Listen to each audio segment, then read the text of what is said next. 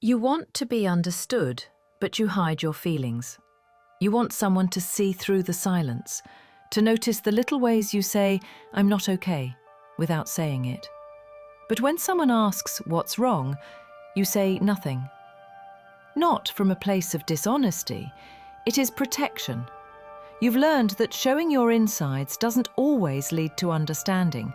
Sometimes it leads to confusion, rejection, or the kind of awkward silence that hurts more than being unseen. So you build walls, polite, functional ones. You smile when you're tired. You say you are fine when you're unraveling. And over time it becomes muscle memory, a reflex, to be the calm one, the reasonable one, the one who doesn't burden anyone else with the mess inside. It's ironic. You long for someone to see the real you, but when they get close, you retreat, afraid they'll see too much, or worse, not enough. You want connection, but you also want control over how you're perceived, because being misunderstood can feel more painful than being invisible. Most of us learned early that vulnerability was risky. Maybe you opened up once, and someone used your honesty against you. Maybe you were told you were too sensitive or too much. Maybe your emotions were met with guidelines instead of understanding, platitudes instead of presence. So you stopped expecting people to understand. Now you edit yourself in real time, trimming sentences, softening tones, laughing at things that don't feel funny, just to keep the peace.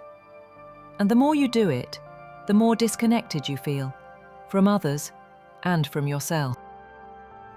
But hiding your feelings doesn't actually make them disappear, it just isolates them. They sit quietly inside you, waiting for acknowledgement. They turn into tension in your shoulders, headaches that don't go away, a vague sense of restlessness you can't name. And at some point, you start to forget what you even feel. You only know that something is off. We hide because we want to be safe, but safety without honesty becomes a kind of loneliness.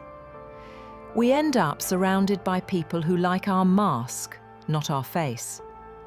We keep conversations light because we're afraid of being too deep. We downplay our pain so others won't pity us. We joke about our sadness so it sounds less like a confession and more like personality. But that kind of survival slowly erases you.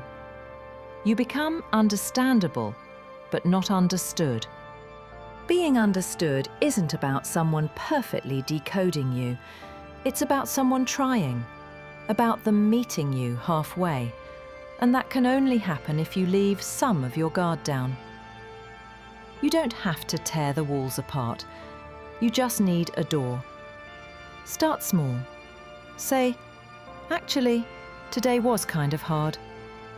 Say, "I'm not sure why I feel this way." Say, "I don't need advice, I just need you to listen." Tiny honesty builds safety. Not all at once, but piece by piece. And sometimes people won't get it. They'll respond awkwardly, or change the subject, or try to cheer you up when all you wanted was understanding.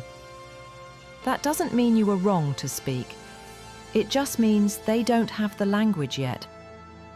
But the truth is that you can't be fully understood if you don't understand yourself. So start by listening inwardly. Before expecting someone to see you clearly, ask yourself if you're willing to look at what you've been hiding. It's hard, but it's how the wall starts to soften. You might find that the parts you've been most afraid to show, the insecurity, the sadness, the quiet yearning, are the parts that make you most human. They're not flaws to be concealed, they're invitations to connection. Being known isn't about exposure. It's about honesty, even gentle, partial honesty. It's about allowing people to witness you as a process, not a performance. You can still protect your boundaries while being real. You can say, "This is what I feel right now," without having to explain why or how to fix it. And maybe one day, someone will surprise you. Someone who doesn't need you to translate every emotion into words. They'll just get it. They'll see your hesitation and hear what you didn't say. And in that quiet recognition, you'll feel something loosen inside you. It didn't solve your pain, but finally, you weren't the only one holding it. Until then, keep showing yourself kindness. Be patient with your silence and tender with your defenses. You built them for a reason, but you don't have to live behind them forever. Because wanting to be understood isn't weakness. It's proof that somewhere inside, you still believe it's possible.